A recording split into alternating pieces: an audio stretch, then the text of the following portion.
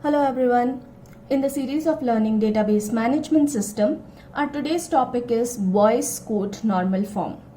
This Boyce Court normal form is also known as BCNF or 3.5NF. So up till now we have seen that normalization is all about rules. We had different rules for 1NF, 2NF, 3NF, and now this BCNF also comes with a rule. All this we are doing so that we can reduce the redundancy and all the anomalies like update, insertion and modification, deletion anomaly we have to remove from our table. So this BCNF is a stronger, or let's say it is a stricter version of 3NF. It is more strict than 3NF. Now, as I told, each and every normal form has some set of rules. So for BCNF, what is the rule?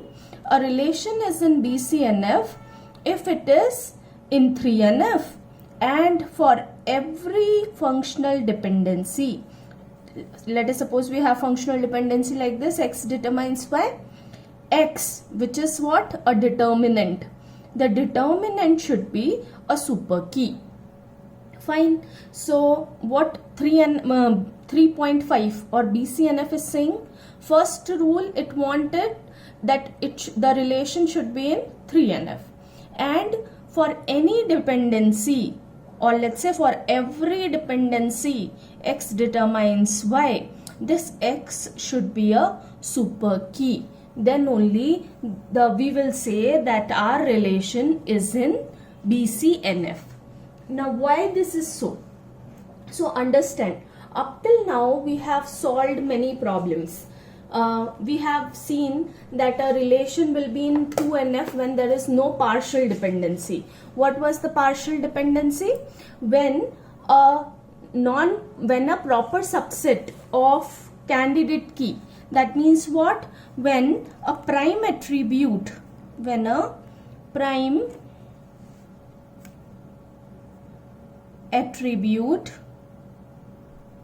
determines a non-prime attribute. This was partial dependency, right? So this we have resolved in second NF. Then there was a case that a non-prime attribute was determining a non-prime attribute. This is what? Transitive dependency. This we have resolved in 3NF. Fine. And up till now we have seen the case where we got only one candidate key. Correct? Now BCNF is needed in that case when more than one candidate keys are there and an attribute is overlapped between. Means if I have, let us suppose I have something like this. This side I am having prime or non-prime, no problem. Let us suppose here I am having prime or non-prime. And I try to determine a prime attribute. See, up till now we have seen the case where the dependent was always non-prime attribute. But that's not it, na? Problem can be anything. Now, what if we get a problem where the dependent is a prime attribute?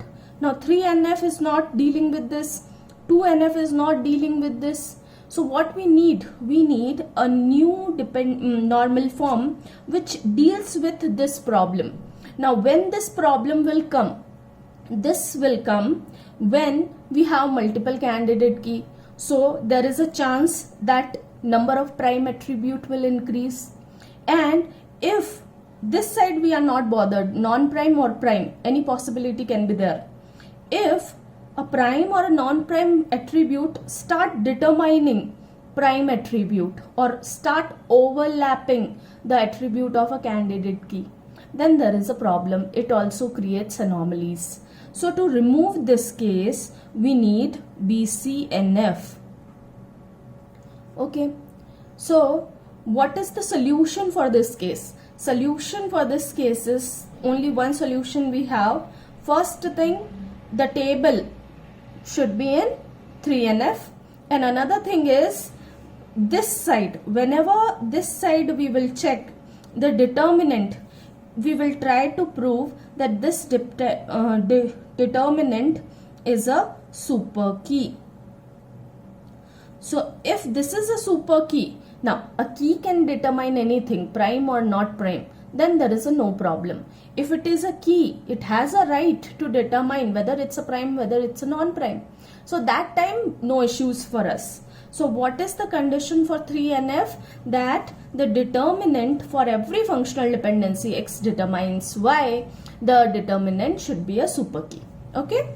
So point to remember for you people, BCNF requires that all the determinants in a relation must be a candidate key for a relation. If this side you are getting the candidate key is nothing but minimal super key, right? So if this side you are getting the candidate key for the relation, then there is no problem. Then we will ignore what is on the right hand side. It's a prime, not prime, we will not even check if we get the determinant as super key or candidate key. Okay. Now let's understand this with the help of example, so you will understand this thing better. Here we are having a student table. For this student table, I am having student ID, student state, department, department type and department number. Now if you can see, I am having 801, 801, two student ID, and this is the same student, and state for this student is Karnataka, and this student is in two department. Now let us suppose this 801, this student is opted as a major CSE and minor as ECE. So this student is allowed to have two department. Fine. Now both the department type are engineering type and department code is E101 for CSE and E102 for ECE. Similarly, this another student 808 who is from Madhya Pradesh, as a major he or she has law, and as a minor it's MBA. Maybe she is doing some marketing law or sales law, so minor is MBA. And so the department is SOL and SOM, and here we are having the department ID as 201 and M103. Now functional dependency for this question is student ID determines student state and student department determines department type and department number. Now let's check what is the candidate key for this question. Now how to check, how to derive the candidate key? We have to find out who is the director of this show. So first I am writing all the attributes like this: student ID, student state, student department, then we are writing department type. After that we have student department number. Now let's see the direction. Student ID determines student state, okay, and student department determines department type and student department number. So it's very prominently visible, the two people or the two attributes giving the direction is student ID and student department, right? So candidate key will be, let's take the closure of these important attribute. So if I will take closure, it will be student ID, comma, S department, and if I will take closure, what I will get? I will get student ID, student department. So here I am writing SID, S department. Student ID will give me student state, so S state I will get. Student department will give me department type and student department number. So basically I am getting the entire relation R from this. Fine. So candidate key for this question is nothing but student ID and student department together. So candidate key is student ID, comma, student department. Okay. Now, what are the prime attributes? Prime attributes are student ID and student department.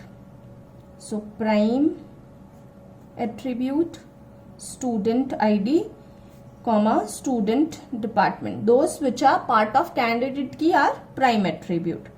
Those which are not part of candidate key are not prime attribute. So, here it will go as student state, then department type, and S department number. These are the non-prime attributes. Fine. Now let's see. This table is in BCNF or not. So to be in BCNF, first we have to check whether this table is in 3NF or not. Fine. Now let's see the dependency. If I will see the dependency, student ID determines student state. Or let's directly check for BCNF. If it is not in BCNF, let me just decompose, because further already I have already taught all kind of dependencies in my previous video, so you can refer from there. Okay, so let me check whether the BCNF is there or not, and if it is not there, I will decompose it. Okay, so here if you can see, student ID determines student state. Now student ID is a part of candidate key. It is not full candidate key. Fine. So this table is not in BCNF because the determinant is not a super key. Fine. Similarly, this side, here only the dependency rule is not following. So we can say this table is not in BCNF because neither student ID nor student department alone are key. They together are candidate key, right? So this table is not in BCNF. So what we have to do? We have to decompose this table. Okay. Now, how to decompose this table? We will decompose this table. So I am only writing the values or attributes. First, I will create a table as student. First, I will create a table for candidate key, right? So my first table will have two attributes, student ID and student department. Fine. So one table I always tell you to create for candidate key, and we will name it as student department table. Fine. So this table will have only student IDs and student department. So let me put the value as well. We are having student ID 801 801.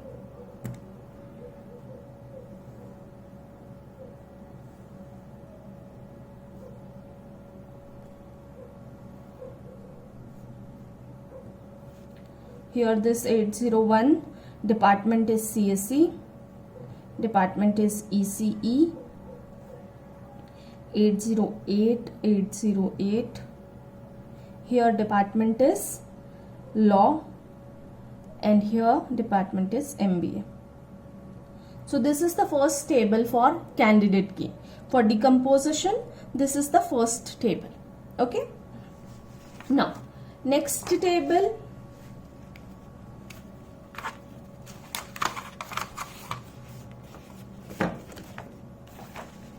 let me keep dependencies like this.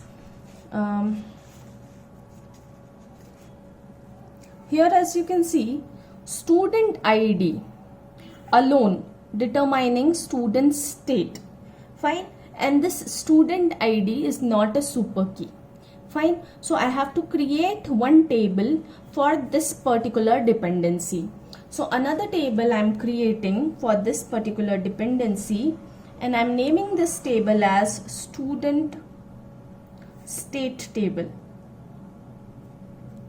Now this table will only have student ID and student state.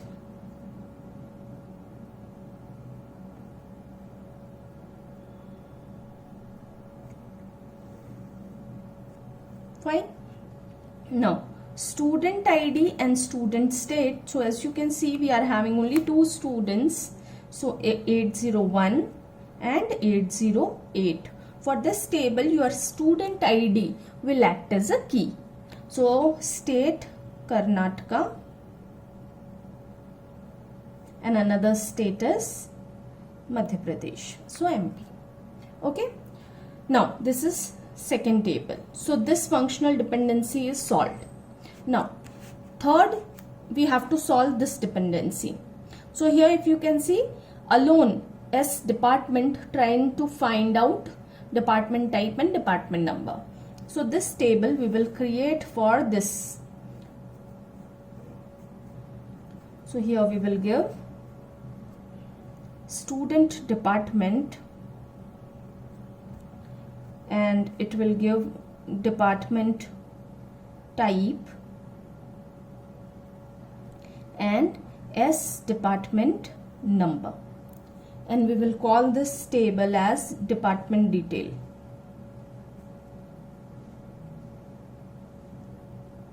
And this is the third table. So the relation student table got decomposed into three tables. Let me fill the value as well. So here we are having 4 department: CSC, ECE,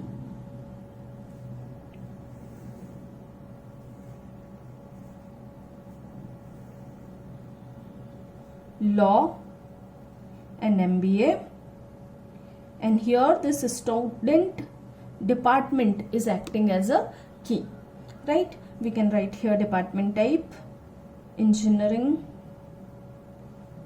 SOL, SOM, and here department number is E101. This all I am writing from this table, your first table. So E101, E102, L201 and M103. Fine. So your table, this student table got decomposed into 3 tables. One is student department table, then another is student state table, and third department detail table. And both the dependencies are clear. Now let's understand why I have done this, why I have not checked first NF, then second NF, then 3NF, and then I should come to BCNF. Right? As I told that BCNF is more strict form. That means what?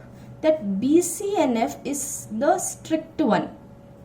If I prove that my relation is in BCNF, I am proving that it is in 3NF, it will be in 2NF, and it will be in 1NF. So that's why I have not wasted my time in checking 1NF, 2NF, 3NF. Directly I checked whether the table is in BCNF or not. And if it is not in BCNF, I brought it to BCF. When I brought it to BCNF, I covered all these points. Fine. Now, let's take one more example so the concept will be properly clear.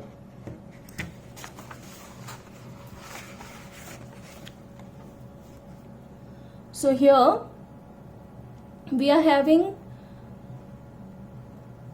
a relation R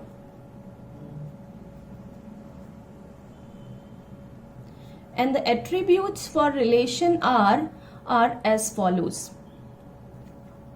This relation R is having 4 attributes: A, B, C and D. And the functional dependencies are A determines BCD, BC determines AD, D determines B. Fine. Now, if we will check what is the candidate key. So, first thing, find out the candidate key. Who is the director of the show? ABCD. A determines B, C, D. BC determines A and D, and D determines B. Now, this is the case where we are not able to find the director because everybody is giving the direction.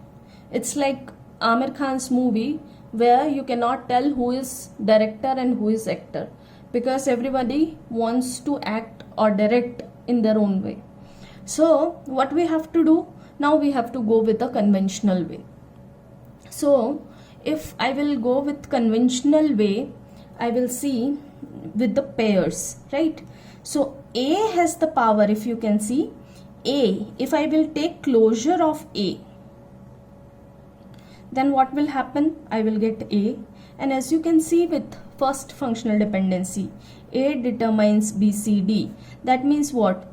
A is determining entire relation R. So this is for sure that A is my candidate key. So I got my candidate key, one candidate key I got. Now again, if you check for BC, if I will take closure of BC, what I am getting? BC, that means BC I will get here, and BC determines AD. So I got AD also. So BC also has the power to determine entire relation R. So I am having two candidate key for this question right now. Now if I will take D alone, I will only get B. If I will take A, B together, A will determine, AB together is not determining anything. Fine. And if I will take AB together, it will become a super key. It will not longer will be a candidate key. So only possibility of being a candidate key is with D, and D alone is not having power to determine anything. So for this particular question, I am having two candidate key. So candidate key for this question is A and BC. Fine. I hope you understood why I have not joined A with B or A with C, because A is already a candidate key. If I will join it with anyone, it will become a super key. It will no longer be a candidate key because a minimal super key is a candidate key. Okay. So for this question, only A and BC are the candidate key. Now let's directly check for the functional dependency. So I will directly go with BCNF. If I will prove that this relation is in BCNF, that means it will be in 3NF, 2NF, 1NF. Fine. So let's start with BCNF. So let's see. A is a candidate key. A is a candidate key. Yes, A is a candidate key. That means A is a super key. So now we are not bothered what is prime or what is it. In the dependent side, it's prime or it's not prime. This condition is satisfied. According to the definition of BCNF, if the determinant is a super key or candidate key, it is in BCNF. So with this, because A is a candidate key, we can say that this relation is in BCNF because of this dependency. This dependency follows BCNF rule. Okay. Now every dependency should follow this. So we will check for this. Now BC is a candidate key. Yes, BC is also a candidate key. So because of this functional dependency also, there is no problem. Up till now this relation is in BCNF. Now check here D. D is a candidate key? No. D is not a key, and because of that this relation is not in BCNF. We have to solve this functional dependency problem. So problem is occurring due to this. Okay. So what we have to do? We have to decompose the table. So when I will decompose the table, now problem is occurring because of this dependency. So that means for sure I will have a table R1 with DB to solve this functional dependency, where D will determine B and D will act as a key. Okay, now what else I tell you always, one key you have, one table you have to create for candidate key. Now if you can see the candidate key, A is the candidate key, and all those attributes which are fully functionally dependent on A can come here. Now here if I will give, because A determines BCD, here if I will write BCD, so here there will be a dependency where D determines B will come. Fine, so for sure I cannot write B here.